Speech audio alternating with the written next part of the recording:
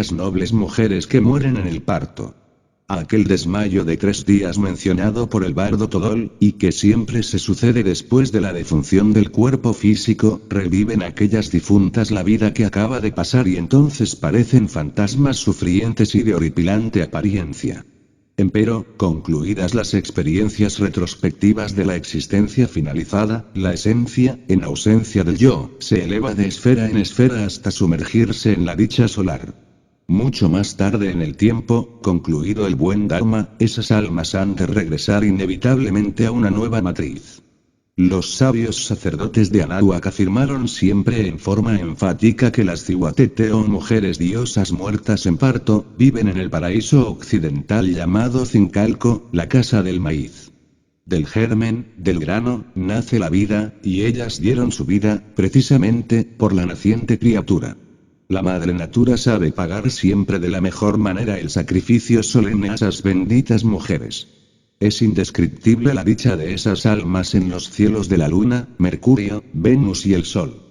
Desgraciadamente toda recompensa se agota, y al fin, aquellas almas vuelven al interior del yo con el propósito de penetrar en una nueva matriz. Los que mueren ahogados entre las aguas tormentosas de los ríos o de los mares, o entre las ondas de los profundos lagos, o por el rayo, ingresan dichosos al paraíso de Tlaloc que queda al sur, la región de la fertilidad y de la abundancia donde existen árboles frutales de toda clase y abunda el maíz, el frijol, la chía y muchísimos otros mantenimientos. Las espléndidas pinturas halladas en el templo de Teotihuacán vienen a demostrarnos la firme creencia en el Tlalocan, el famoso paraíso de Tlaloc. En las dimensiones superiores de la naturaleza existen muchos paraísos de felicidad. No está de más recordar el reino del Buda Amitabha ubicado por los lamas tibetanos en el oeste. En el bardo Todol se citan varios de esos serenes. El reino de la suprema dicha, el reino de la densa concentración, el reino de los largos cabellos, Vajrapani o el viagra ilimitado de la radiación del loto, Padmasambhava en la presencia de Urugyan, etcétera, etcétera, etcétera. La doctrina secreta de Anáhuac enseña que existen 13 cielos, y afirma solemnemente que en el más alto de estos viven las almas de los niños que fallecen antes de tener uso de razón. Dice la doctrina del México antiguo que esas almas inocentes esperan a que se destruya la presente humanidad en el gran cataclismo que se avecina para reencarnar en la nueva humanidad.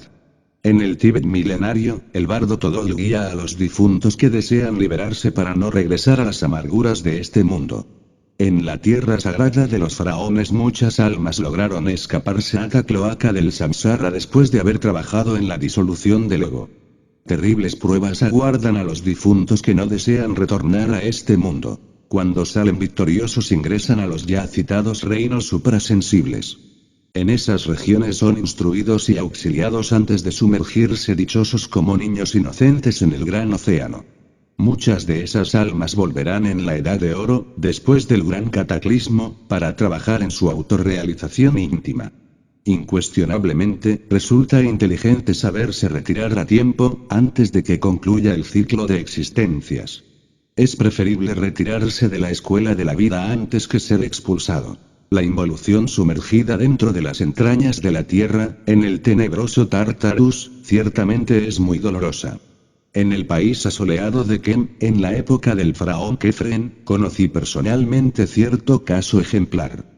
Se trata de un ciudadano muy religioso que jamás fabricó los cuerpos existenciales superiores del ser.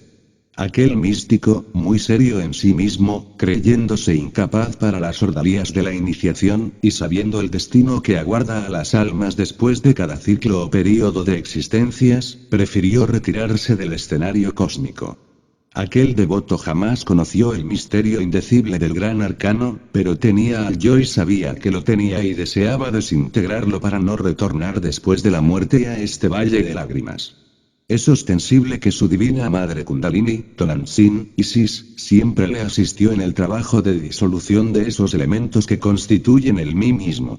Jamás afirmaría que aquel religioso lograra entonces la eliminación total de los elementos inhumanos, empero, avanzó mucho en su trabajo, y después de la muerte del cuerpo físico, continuó en el más allá con el propósito inquebrantable de no volver a este mundo. Posteriormente, después del consabido desmayo de los 3 días, esa alma hubo de revivir en forma retrospectiva la existencia finalizada. Concluido el trabajo retrospectivo, informado el difunto sobre el resultado de todas sus acciones, tanto buenas como malas, este continuó firme en el propósito de no retornar más. El aullido terrorífico del lobo de la ley que tanto espanta a los difuntos, el huracán espantoso de la justicia objetiva, las siniestras tempestades del país de los muertos, las innumerables parejas que copulan incesantemente, las atracciones y repulsiones, simpáticas y antipatías, los errores cavernarios, etc., nunca lograron hacer desistir a aquella alma de su firme propósito. La voz solemne de los sacerdotes egipcios, que en vida le habían prometido ayuda, llegaba hasta el difunto recordándole su propósito. Que, su padre que está en secreto, Inuit, su divina madre Isis, sometieron al hijo el difunto a la prueba final, empero, el desencarnado salió victorioso.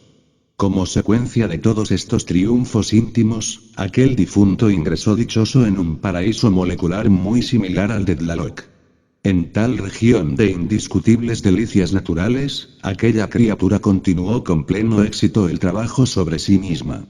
Devi Kundalini, Tonantzin, Isis María, su divina madre particular, le auxilió en forma directa eliminando de su psiquis a los residuos inhumanos que aún quedaban. Conforme el difunto iba reconquistando la inocencia, a medida que moría más y más en sí mismo, pasaba también por distintas metamorfosis.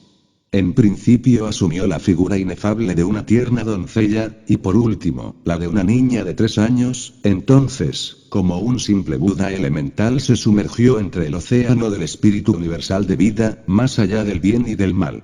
Obviamente, aquella criatura fue sincera consigo misma, no sintiéndose capaz para alcanzar el adeptado, prefirió separarse del escenario del mundo, retornar al punto de partida original, continuar como simple elemental.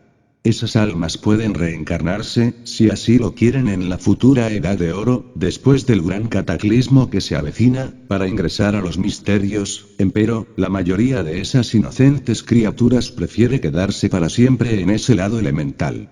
Cuando los iniciados del viejo Egipto dábamos estas enseñanzas al pueblo, nos sentábamos en grupos de a 4 ante pequeñas mesas cuadradas. Con esto alegorizábamos a los 4 estados fundamentales por los cuales debe pasar toda alma que desee retirarse de la rueda del samsara. Consumada la eliminación de los residuos inhumanos en la psiquis del difunto, éste tendrá que experimentar en sí mismo el vacío iluminador.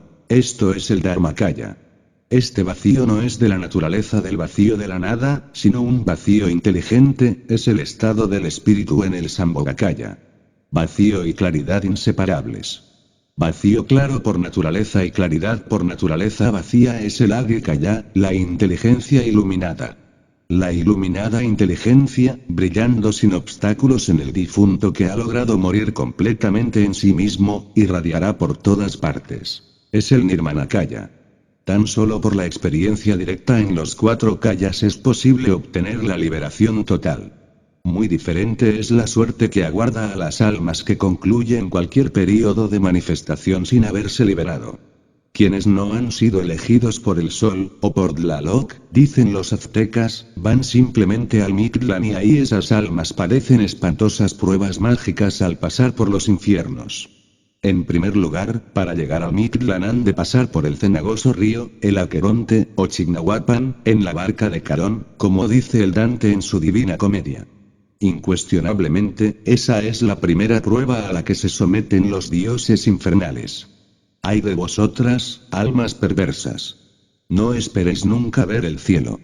Vengo para conduciros a la otra orilla, donde reinan eternas tinieblas, en medio del calor y del frío. Continúan los sabios mexicanos diciendo que después el alma tiene que pasar entre 2 montañas que se juntan. En tercer lugar, por una montaña de obsidiana. En cuarto lugar, por la región en donde aúlla tremendo un viento muy helado. Después, por donde flotan las banderas. El sexto lugar en que se flecha. En el séptimo círculo dantesco están las fieras que comen los corazones. En el octavo, dicen está el paso estrecho entre lugares y piedras. Y en el noveno y último círculo del Dante, dentro del interior de la tierra, existe Chignaumidulan, donde se pasa por la muerte segunda tan sabiamente descrita por el Apocalipsis de San Juan. Posteriormente, esas almas descansan ingresando a los paraísos elementales de la naturaleza. Entonces inician nuevos procesos evolutivos que han de comenzar por el reino mineral, proseguir en el vegetal, continuar en el animal y culminar en el estado humanoide que otrora se perdiera. Capítulo 14, el binario serpentino. El binario serpentino en el México prehispánico es ciertamente algo que nos invita a la reflexión. Las dos serpientes ígneas, Oxyucoatles, que graciosamente rodean al sol en el calendario azteca, también rodeaban al templo mayor de la gran Tenochtitlán y formaban el famoso Coatepantli, o muro de serpientes. La serpiente azteca aparece constantemente en situaciones extraordinarias que trastornan íntegramente su determinismo orgánico. La cola, representada por una segunda cabeza en actitudes insólitas, nos conduce, por simple deducción lógica, al binario serpentino. La doble cabeza, que recuerda con entera claridad a la figura de sierpe en círculo, en aquel trance gnóstico de devorar a su propia cola, aparece en los muros sagrados del templo de Quetzalcóatl en las ruinas de Xochicalco. Binarios serpentinos, ya danzando exóticamente debidamente enroscados en la mística figura del Santo Ocho, ya en forma encadenada formando círculo o al estilo maya, etc., nos están indicando algo misterioso, extraordinario y mágico. No está de más en este tratado citar enfáticamente al doble carácter esotérico de la serpiente. Distíngase entre la serpiente tentadora del Edén y la serpiente de bronce que sanaba a los israelitas en el desierto. Entre la horripilante pitón que se arrastraba entre el lodo de la tierra y que Apolo, irritado, hirió con sus dardos, y esa otra que ascendía por la vara de Esculapio, el dios de la medicina. Cuando la serpiente ígnea de nuestros mágicos poderes asciende por el canal medular espinal del organismo humano, es nuestra divina madre Kundalini. Cuando la serpiente ígnea baja proyectándose desde el hueso coxígeo hacia los infiernos atómicos del hombre, es el abominable órgano kundartiguador. El venerable maestro G cae en el gravísimo error de atribuirle a la serpiente ascendente, Kundalini, los poderes hipnóticos y horribles de la serpiente descendente, el abominable órgano kundartiguador. Kundalini es una palabra compuesta. Kunda, viene a recordarnos al abominable órgano kundartiguador. Lini, es un término hablante que significa fin. Kundalini, en alta gramática, puede y debe traducirse así. Fin del abominable órgano kundartiguador. El ascenso victorioso de la Kundalini por el canal medular espinal marca el fin del abominable órgano kundartiguador. Indubitablemente, el Dr. Maurice Nikodí Uspensky, el gran iniciado, aceptaron este error del maestro G. El citado maestro consideraba que su madre cósmica era el sagrado prana. Si el maestro G. hubiese estudiado al binario serpentino en los muros sagrados de los templos mexicanos, toltecas, mayas, etc., indubitablemente jamás habría caído en esta confusión. La yoga indostánica hace exhaustivos análisis sobre ese fuego serpentino anular, Kundalini, que se desarrolla ascendente en el cuerpo del asceta, empero muy poco dice sobre la sierpe descendente o cola demoníaca, cuya fuerza eléctrica mantiene en trance hipnótico a toda la humanidad oriente. Si estos pobres mamíferos intelectuales que pueblan la faz de la Tierra pudieran ver con entera claridad meridiana el lamentable estado en el que se encuentran, desesperadamente buscarían la forma de escapar. Tan pronto como el pobre animal intelectual despierta, aunque solo sea por un instante fugaz, y abre los ojos ante el crudo realismo de la vida, de inmediato el formidable poder hipnótico de la serpiente terrible del abismo vuelve a la carga con fuerza multiplicada y la infeliz víctima cae dormida otra vez, soñando que está despierta o a punto de despertar. Solamente el gnóstico sincero, que comprende íntegramente la dificultad de despertar conciencia, sabe que esto último solo es posible basado en trabajos conscientes y padecimientos voluntarios. La gran víbora infernal conoce todo el modus operandi de la imaginación mecánica. Jamás nos pronunciaríamos contra lo diáfano o translúcido, que es conocido como imaginación objetiva, consciente. La culebra abismal, mediante la imaginación mecánica que es su agente primordial, trabaja de acuerdo con los intereses de la naturaleza y nos mantiene sumidos en el estado de trance hipnótico profundo.